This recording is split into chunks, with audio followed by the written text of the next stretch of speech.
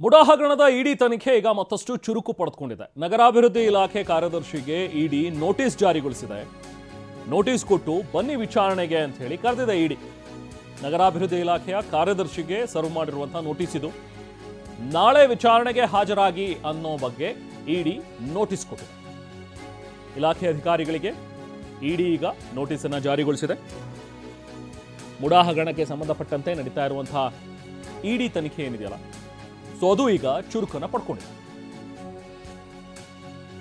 So ಮುಂದೆ ಹಾಗಾದ್ರೆ ಬೈರತಿ ಸುರೇಶ್ಗೂ ಕೂಡ ಸಂಕಷ್ಟ ಎದುರಾಗತ್ತಾ? ಈ ಪ್ರಶ್ನೆ ಸಹಜವಾಗಿ ಈಗ ಮೂಡ್ತಾ ಇದೆ.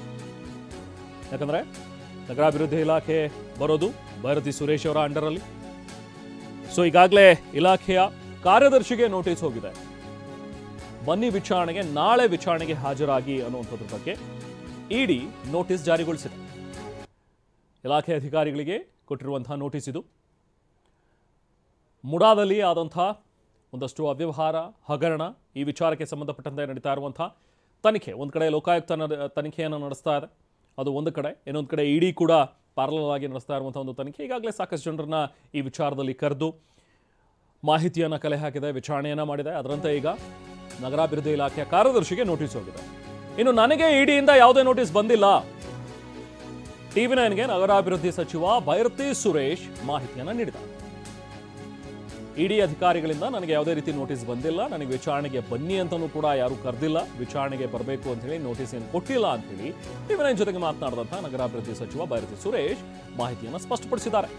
ನೋಟಿಸ್ ನೀಡಿದ್ದಾರೆ ಅಂತ ಹೇಳಿ ಕೆಲ ಮಾಧ್ಯಮಗಳಲ್ಲಿ ತಪ್ಪು ವರದಿ ಪ್ರಸಾರವಾಗ್ತಾ ಇದೆ. ಇದೆಲ್ಲವೂ ಕೂಡ ಸುಳ್ಳು ವರದಿ, ಸುಳ್ಳು ಸುದ್ದಿ ನೀಡಿದಂತಹ ಕೆಲ ಮಾಧ್ಯಮಗಳು ಅಂತ ಹೇಳಿ ಕೂಡ ಮಾತಾಡಿದರು. ಸೊ ಹಾಗಾಗಿ TV9ನಲ್ಲಿ ಒಂದು ಸ್ಪಷ್ಟನೆಯನ್ನು ಕೊಟ್ಟಿದ್ದಾರೆ. TV9ನಲ್ಲಿ ಪಕ್ಕಾ ಸುದ್ದಿಯನ್ನು ನಾವು ನೀಡ್ತಾ ಇದ್ವಿ. ಯಾವುದೇ ನೋಟಿಸ್ ಬೈರತಿ ಸುರೇಶ್ ಅವರಿಗೆ ಬಂದಿಲ್ಲ.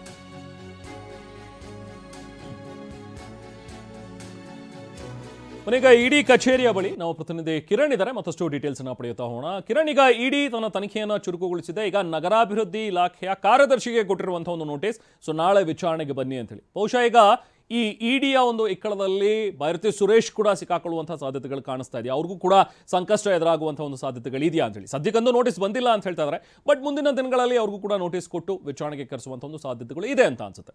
ಕಿರಣ್, ರೆಹಮಾನ್, ಈಗ ನಮಗೆ ಸಿಕ್ಕಿರುವಂಥ ಮಾಹಿತಿ ಪ್ರಕಾರ ಇಡಿ ಈಗಾಗಲೇ ಮೋಡ ಹಗರಣಕ್ಕೆ ಸಂಬಂಧಪಟ್ಟಂತೆ ನಗರಾಭಿವೃದ್ಧಿ ಇಲಾಖೆಯ ಕಾರ್ಯದರ್ಶಿಗಳಿಗೆ ಈಗ ನೋಟಿಸನ್ನು ಕೊಟ್ಟು ನಾಳೆ ಬೆಳಗ್ಗೆ 11 ಗಂಟೆಗೆ ವಿಚಾರಣೆಗೆ ಹಾಜರಾಗಬೇಕು ಅಂತ ತಿಳಿಸಿದ್ದಾರೆ. ಇಲ್ಲಿ ಸಚಿವರಿಗೆ ಅದೇ ರೀತಿ ಈಗ ಸದ್ಯಕ್ಕೆ ನೋಟಿಸ್ ಕೊಟ್ಟಿಲ್ಲ. ಬಹುಶಃ ಮುಂದಿನ ದಿನಗಳಲ್ಲಿ ಅವ್ರಿಗೂ ಕೂಡ ನೋಟಿಸ್ ಕೊಡುವಂಥ ಸಾಧ್ಯತೆ ಇದೆ. ಈಗ ಇರುವಂಥದ್ದು ಈಗಾಗಲೇ ಮುಖ್ಯವಾಗಿ ಮೋಡದ ತನಿಖೆ ಮಾಡ್ತಾ ಇರುವಂಥ ಇಡಿ ಅಧಿಕಾರಿಗಳು ಹಂತವಾಗಿ ಸಿಸ್ಟಮ್ಯಾಟಿಕ್ ಆಗಿ ಮಾಡ್ತಾ ಇದ್ದಾರೆ. ಈಗಾಗಲೇ ಇದಕ್ಕೆ ಈ ಒಂದು ಪ್ರಕರಣಕ್ಕೆ ಸಂಬಂಧಪಟ್ಟಂತೆ ಏನು ಅಕ್ಯೂಸ್ ನಂಬರ್ 3 ಮತ್ತು 4 ಮಲ್ಲಿಕಾರ್ಜುನ ಸ್ವಾಮಿ ಇರ್ಬೋದು, ದೇವರಾಜ್ ಅವರದ್ದು ಇರ್ಬೋದು, ಈಗಾಗಲೇ ವಿಚಾರಣೆಯನ್ನು ಮಾಡಿದ್ದಾರೆ. ಅವರ ಸ್ಟೇಟ್ಮೆಂಟನ್ನು ಕೂಡ ಮಾಡ್ಕೊಂಡಿದ್ದಾರೆ. ಈಗ ಮುಂದಿನ ಹಂತದಲ್ಲಿ ಇರುವಂಥದ್ದು ಒಂದು ಮುಖ್ಯಮಂತ್ರಿಗಳು ಮತ್ತು ಮುಖ್ಯಮಂತ್ರಿಗಳ ಪತ್ನಿಯ ವಿಚಾರಣೆ. ಇದ್ರ ಮಧ್ಯದಲ್ಲಿ ಮೂಡಾದಲ್ಲಿ ಹೋಗಿ ಕೆಲವೊಂದು ಡಾಕ್ಯುಮೆಂಟ್ಸ್ಗಳು ಕೂಡ ಈ ಒಂದು ಹಗರಣಕ್ಕೆ ಸಂಬಂಧಪಟ್ಟಂತೆ ಮಿಸ್ಸಿಂಗ್ ಆಗಿದೆ ಅಥವಾ ಅಲ್ಲಿಂದ ಎತ್ಕೊಂಡು ಬೇರೆ ಕಡೆ ಹೋಗಿದ್ದಾರೆ ಅನ್ನೋ ಒಂದು ಅಲಿಗೇಷನ್ಸ್ ಈಗಾಗಲೇ ಏನು ಈ ಒಂದು ಹಗರಣಕ್ಕೆ ಸಂಬಂಧಪಟ್ಟಂತೆ ಹೋರಾಟ ಮಾಡ್ತಾ ಇರುವಂಥ RTI ಆಕ್ಟಿವಿಸ್ಟ್ಗಳು ಕೂಡ ಈಗಾಗಲೇ ಗವರ್ನರ್ಗಿರ್ಬೋದು, DGಗಿರ್ಬೋದು ಕಂಪ್ಲೇಂಟನ್ನು ಕೊಟ್ಟಿದ್ರು. ಅವರು ನೇರವಾಗಿ ಬೈರತಿ ಸುರೇಶ್ ಅವ್ರ ಮೇಲೆ ಕೂಡ ನೇರವಾಗಿ ಕೊಟ್ಟಿದ್ರು. ಈ ಒಂದು ಹೆಲಿಕಾಪ್ಟರ್ ಬಂದು ಈಗ ಸಂಬಂಧಪಟ್ಟಂತೆ ಡಾಕ್ಯುಮೆಂಟ್ಸನ್ನು ತೊಗೊಂಡು ಹೋಗಿದ್ದಾರೆ ಅಂತ. ಈಗ ಮೂಡಕ್ಕೆ ಸಂಬಂಧಪಟ್ಟಂತೆ ನಗರಾಭಿವೃದ್ಧಿ ಅಂಡರ್ ಬರೋದ್ರಿಂದ ಬಹುಶಃ ಯಾವ್ಯಾವ ದಾಖಲಾತಿಗಳು ಈಗ ಇದಕ್ಕೆ ಸಂಬಂಧಪಟ್ಟಂತೆ ಮೂಡಕ್ಕೆ ಈ ಒಂದು ಪ್ರಕರಣಕ್ಕೆ CM ಕುಟುಂಬಕ್ಕೆ ಸಂಬಂಧಪಟ್ಟಂತೆ ಇರುವಂಥ ವಿಚಾರಕ್ಕೆ ಅವ್ರನ್ನ ಕೂಡ ಈಗ ಅವ್ರನ್ನ ಸ್ಟೇಟ್ಮೆಂಟ್ ಅಂದರೆ ಕಾರ್ಯದರ್ಶಿಗಳಿಗೆ ಈಗಾಗಲೇ ನೋಟಿಸ್ ಕೊಟ್ಟು ಅವ್ರನ್ನ ಒಂದು ವಿಚಾರಣೆ ಮಾಡುವಂಥದ್ದಿದೆ. ಇನ್ನು ಉಳಿದಂತೆ ಈಗಾಗಲೇ ಹೇಳ್ದಂಗೆ ರೆಹಮಾನ್, ಈಗ ಹಂತವಾಗಿ ನಿಧಾನಕ್ಕೆ ಸ್ಲೋ ಆಗಿ ಈಗ ಇಡಿ ಅಧಿಕಾರಿಗಳು ವಿಧಾನಸೌಧ ಹತ್ರ ಬಂದಿದ್ದಾರೆ ಅಂತಲೇ ಹೇಳ್ಬೋದು. ವಿಧಾನಸೌಧದ 3ನೇ ಮಾಡಿಗೆ ಈಗಾಗಲೇ ನಗರಾಭಿವೃದ್ಧಿ ಇಲಾಖೆಯ ಕಾರ್ಯದರ್ಶಿ ಕೊಟ್ಟಿದ್ದಾರೆ ಅಂದರೆ ವಿಧಾನಸೌಧಕ್ಕೆ ಬಂದರು ಅಂತಲೇ ಅರ್ಥ ಆಯಿತು.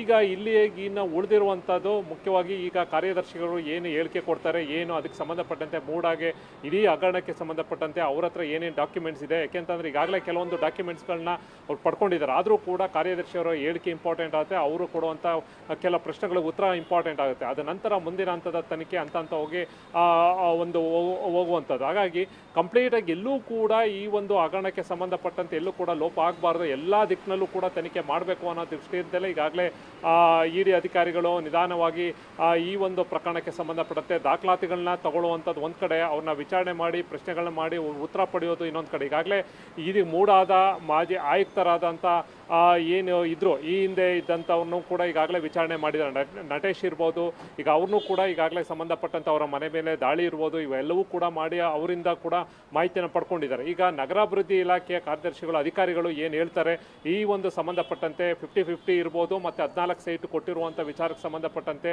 ಎಷ್ಟು ಮಟ್ಟಿಗೆ ಇದು ಆ ಒಂದು ಅಧಿಕಾರ ದುರುಪಯೋಗ ಪಡ್ಕೊಂಡಿದ್ದಾರೋ ಅಥವಾ ಈಗ ಸಂಬಂಧಪಟ್ಟಂತೆ ಯಾರೋ ಒತ್ತಡಕ್ಕೆ ಈ ಒಂದು ಮಾಡಿದ್ರು ಅನ್ನೋದು ಮುಂದಿನ ಹಂತದಲ್ಲಿ ಅವರ ಒಂದು ಹೇಳಿಕೆ, ಕಾರ್ಯದರ್ಶಿಗಳ ಹೇಳಿಕೆ, ಅಧಿಕಾರಿಗಳ ಹೇಳಿಕೆ ಪಡೆದ ನಂತರ ಇಡಿ ಅಧಿಕಾರಿಗಳು ತನಿಖೆಯನ್ನು ಮುಂದುವರಿಸ್ತಾರೆ.